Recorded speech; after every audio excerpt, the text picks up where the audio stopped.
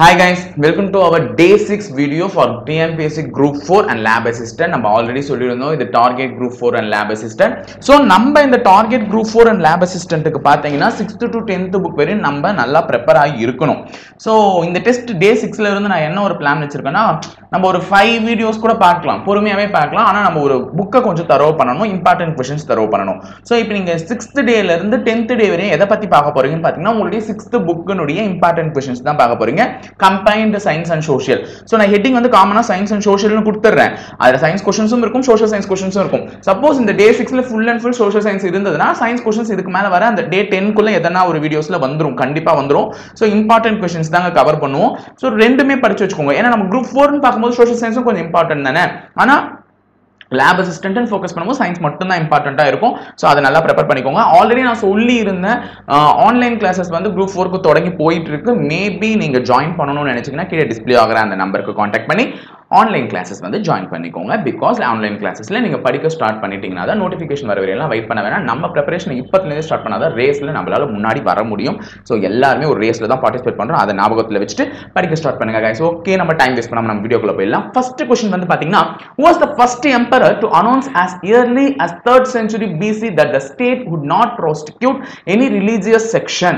தமிழ்லையும் படிச்சு காமிச்சிடுறேன். அரசானது எந்த ஒரு மத பிரிவினருக்கும் எதிராக குற்றம் சாட்டாது என்று கிமு 3ஆம் நூற்றாண்டிலேயே அறிவித்த முதல் பேரரசர் யார்? இது நம்ம இப்ப இருக்கிற சிச்சுவேஷனே அதுதான். மதத்தை பேஸ் பண்ணி எந்த அரசியலும் இங்க நடக்கல அப்படின்னு சொல்லிட்டு அந்த காலத்திலேயே தான் இது வந்து முன்மொழியப்பட்டுள்ளது. சோ அதை அறிவித்தவர் யார் அப்படின்னு பாத்தீங்கன்னா அசோகர் தான். ஓகேங்களா, ஆன்சர் வந்து அசோகா. சோ ஆன்சருக்கான explanation both English and Tamil உங்க ஸ்கூல் புக்ஸ்ல இருக்கக்கூடிய கண்டென்ட்டை தான் எடுத்து இந்த முறை நாங்க கொஞ்சம் சீரியஸா ரிஸ்க் எடுக்க ட்ரை பண்ணிருக்கோம். ஏன்னா நாங்க எக்ஸ்பிளனேஷன்ஸ் கொடுத்து இது எப்படி வருதுன்றத பார்க்கணும். சோ ரிஸ்க் எடுக்க நாங்க தயாராயிட்டோம். நீங்க தயாரா இருந்தீங்கன்னா டக்கு டக்குன்னு படிச்சு முடிச்சிருப்பீங்கன்னு நினைக்கிறேன். பாருங்க, அதுக்கான எக்ஸ்பிளனேஷன் கொடுத்துருக்கோம். சோ தெரிஞ்சுக்க வேண்டியது ரொம்ப நல்லது. கிமு 3ஆம் நூற்றாண்டில் முற்பகுதியில் நாடு முழுவதும் எந்த ஒரு மத பிரிவும் பின்பற்றும் வழக்கு தொடரப்படாது என அறிவித்த முதல் பேரரசர் அசோகர் ஆவார்.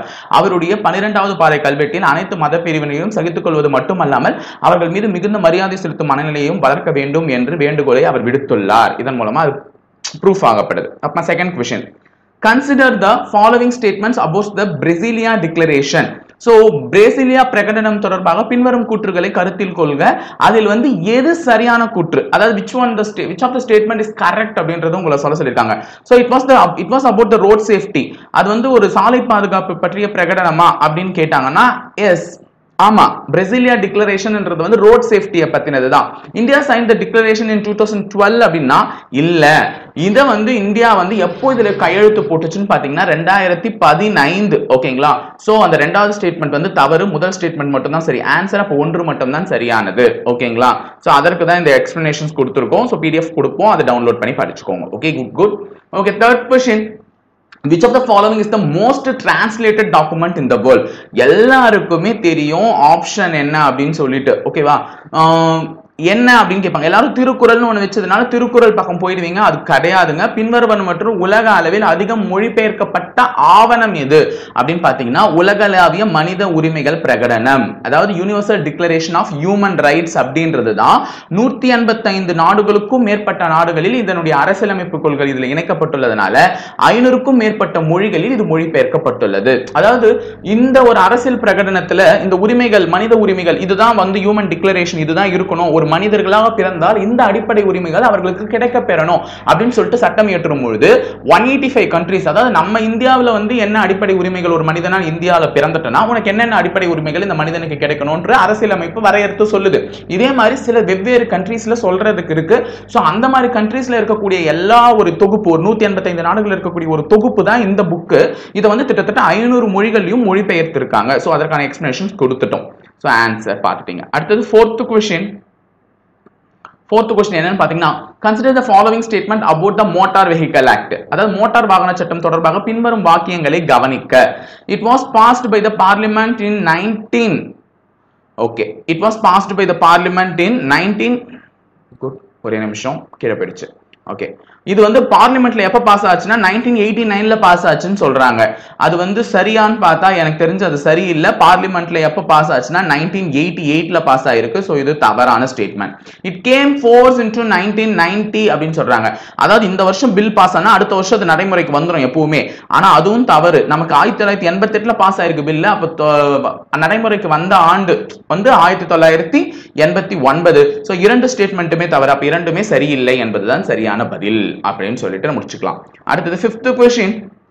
The United Nations General Assembly proclaimed the decade 2011 and 2020 as, அதாவது ஐநா பொது அமைப்பு அவை 2011 முதல் 2020 வரையிலான ஆண்டை டேஷ் என்று பிரகடனப்படுத்தியுள்ளதுன்னா the decade of the action for road safety.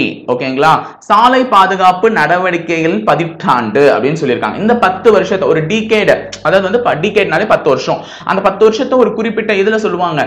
So எதுக்காக அந்த சாலை பாதுகாப்பு வாரமா வருடங்களா இதை கொண்டாடினாங்கன்னு பாத்தீங்கன்னா, ரீசெண்டா வந்து அந்த 2010 and 9ல எல்லாம் பாத்தீங்கன்னா நிறைய ரோடு ஆக்சிடென்ட்ஸ்ல தான் மரணம் இப்பயும் அது நடந்துட்டு தான் இருக்கு. சோ அப்பயும் நிறைய மரணங்கள் நடக்கும் பொழுது ஐநா பொது அமைப்பு வந்து அந்த ரோட் சேஃப்டி, அதாவது ஜனவரி மாதம் முதல் வாரம் அந்த கடைசி வாரத்தை தான் ரோட் சேஃப்டி வீக்னே சொல்லுவாங்க. அதாவது இப்ப நம்ம ரோட் சேஃப்டி வீக் குள்ள தான் போறோம். அந்த ரோட் சேஃப்டி வீக்கை வந்து அது கொண்டாடுங்க. ஏன்னா வந்து மக்களுக்கு புரிய வைங்க ரோட்ல எவ்வளவு ஆக்சிடென்ட்ஸ் நடக்குது எப்படி எல்லாம் இருக்குன்னு அப்படின்னு சொல்லிட்டு அந்த 10 வருடங்களை வந்து ரோட் சேஃப்டிக்காக இது பண்ணிருக்காங்க. அதை ஞாபகம் வச்சுக்கோங்க. 6th question. Which act has increased the age of marriage from girls 15 to 18? அப்ப பெண்களின் திருமண வயது 18, ஆண்களின் திருமண வயது வந்து 21 சொல்லியிருக்காங்க. அது எந்த ஆக்ட் மூலமா மாத்தாங்க? அதாவது the Child Marriage Restraint Amendment Act, அதாவது திருத்த சட்டம் மூலம் தான். குழந்தை திருமண தடை திருத்த சட்டத்தின் மூலமாகத்தான் ஒரு குழந்தையின் திருமண வயது, பெண் குழந்தையின் திருமண வயது 15 எத்தனை வருடமாக நிர்ணயிக்கப்பட்டது?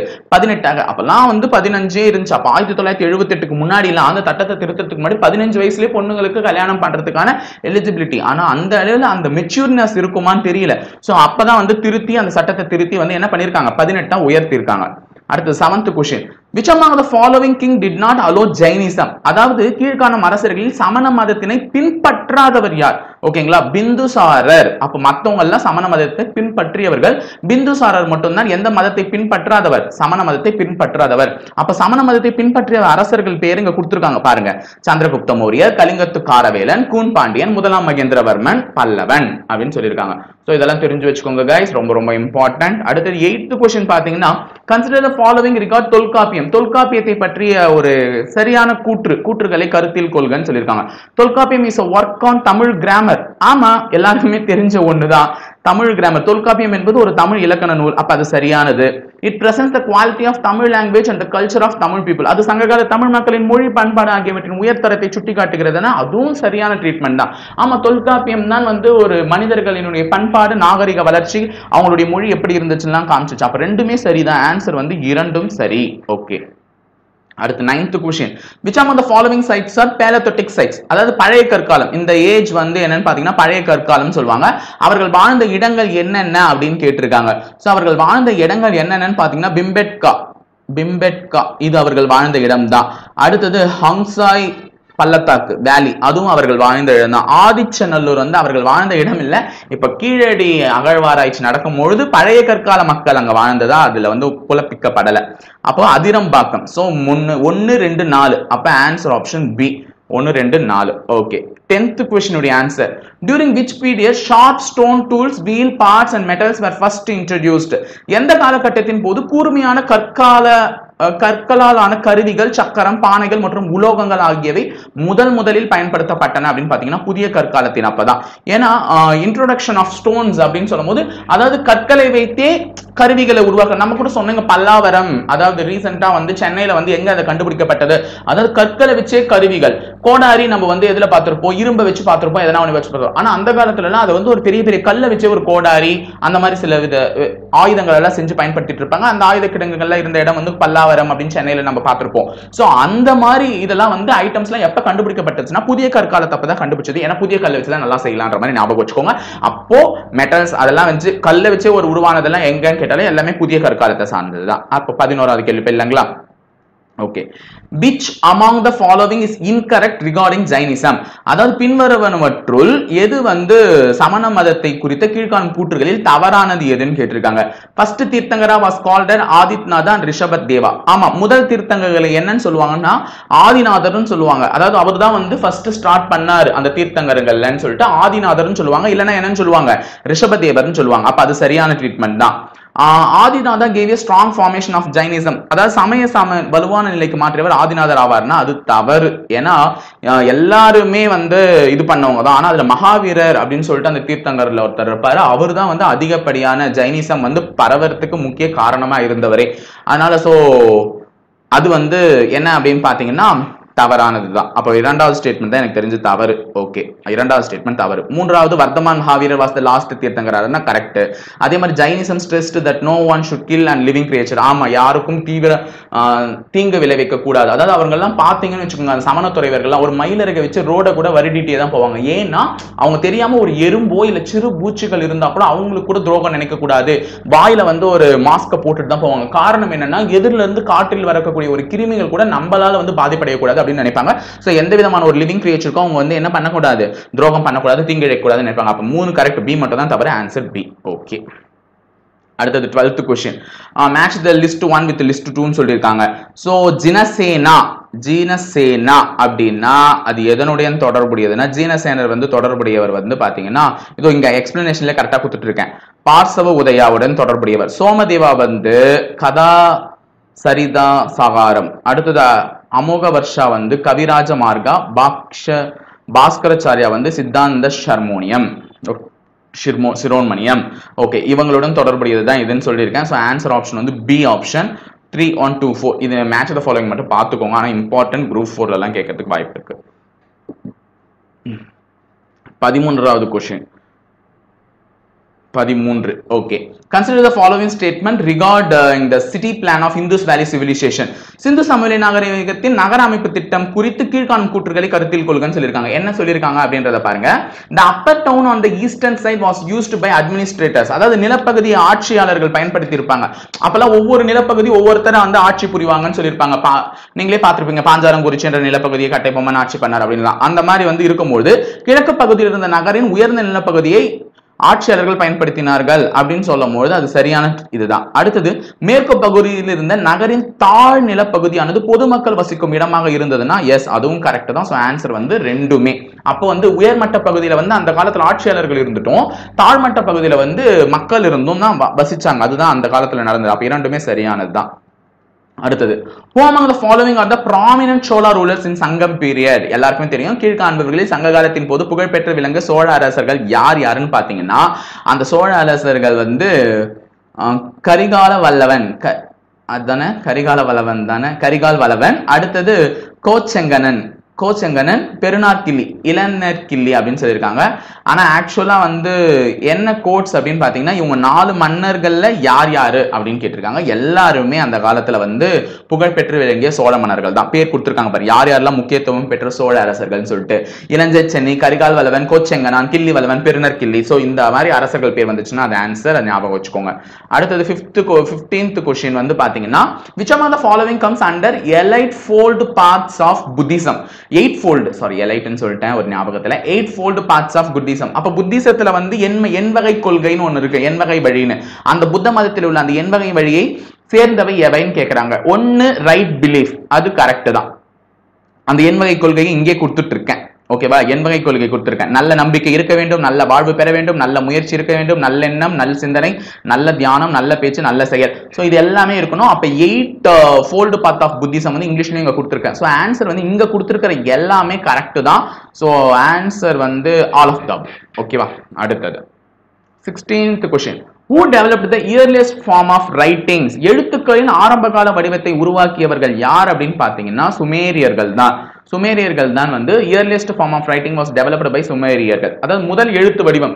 முன்னெல்லாம் வந்து கிறுக்கிலாம் வச்சிருப்பாங்க, அதை புரிஞ்சுப்பாங்க. ஆனா அதை வந்து எழுத்து வடிவமா மாத்தி எழுதுனது வந்து சுமேரியர்கள் தான். சோ அவர்கள். ஓகேவா, இம்பார்ட்டன்ட் क्वेश्चंस கேட்கலாம். ஓகே, அடுத்தது 17. Where was the little statue of bronze dancing girl was found? ஓகேங்களா, சிறிய வெண்கலத்தான நடனமங்கையின் சிலையானது எங்கே கண்டறியப்பட்டது அப்படின்னு பாத்தீங்கன்னா மொஹெஞ்சதாரோ. மொஹெஞ்சதாரோன்றது என்ன? இறந்தவர்களின் கூடாரம் அப்படின்னு சொல்லுவாங்கல்ல, அந்த மொஹெஞ்சதாரோவில் தான் ஒரு சிறிய வெண்கலத்தான, அதுல வந்து சொல்லியிருக்காங்க பாரு, மொஹெஞ்சதாரோவில் வெண்கலத்தான ஒரு சிறிய பெண் சிலை கிடைத்தது. நடனமாது என்று குறிப்பிடப்படுகின்ற இந்த சிலையை பார்த்த சர் ஜான் மார்சல் முதலில் இந்த சிலையை நான் பார்த்தபோது இது வரலாற்றுக்கு முந்தைய காலத்தில் உருவாக்க முறையை சார்ந்தது என்று நம்புவதற்கு கடினமாகவே இருந்தது அப்படின்னு சொல்லியிருக்காங்க. அப்ப இறந்தவர்களின் நகரம் தான் வந்து மொஹெஞ்சதாரோ, அதுவும் தெரிஞ்சு வச்சுக்கோங்க. அது அங்கதான் வந்து ஒரு பெண்ணுடைய சிலை, வெண்கல சிலை வந்து கண்டறியப்பட்டுள்ளது. 18வது question, which of the following does not mean to gold in Vedic period?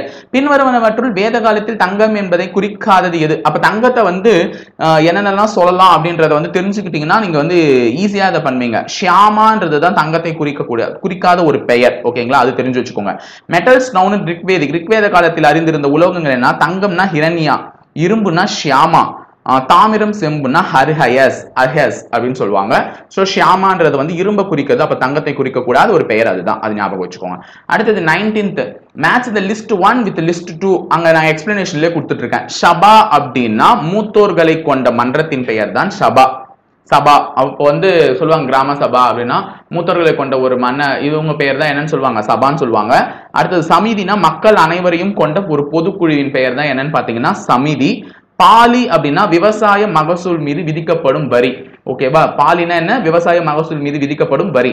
விதாதா அப்படின்னா இனக்குழுவின் பொதுக்குழு. ஓகேங்களா, சோ ஆன்சர் வந்து பாத்தீங்கன்னா பி ஆப்ஷன் 43121. ஓகே, அடுத்தது 20th क्वेश्चन.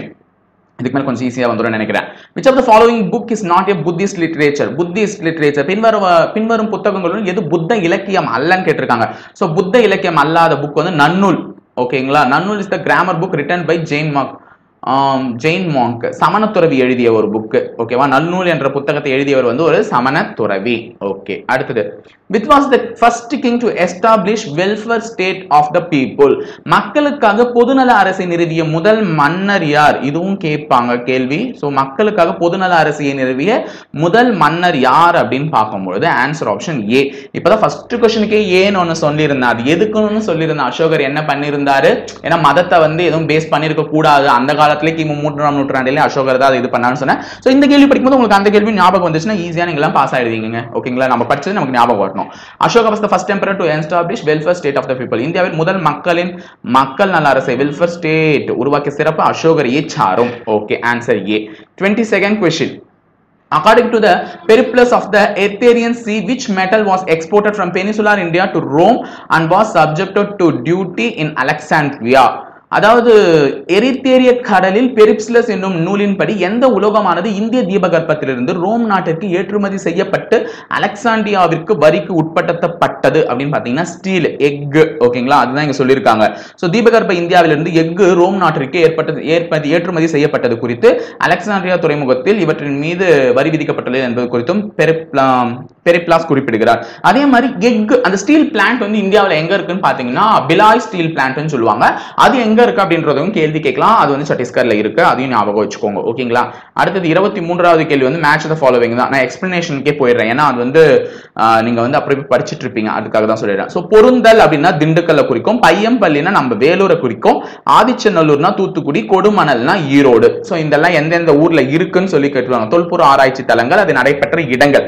அப்போ ஆதிச்சநல்லூர்ன்றது இப்போ ரீசெண்டாவே எல்லாருக்குமே தெரியும், அங்க வந்து ஒரு தொல்பொருள் ஆராய்ச்சி நல்லூர் நடந்தது. அது வந்து எங்க இருக்குன்னு பாத்தீங்கன்னா தூத்துக்குடியில இருக்கு. அந்த மாதிரி மேட்ச் பண்ணணும். ஓகேங்களா, அடுத்தது 24th question. which among the following are the forms of capitals?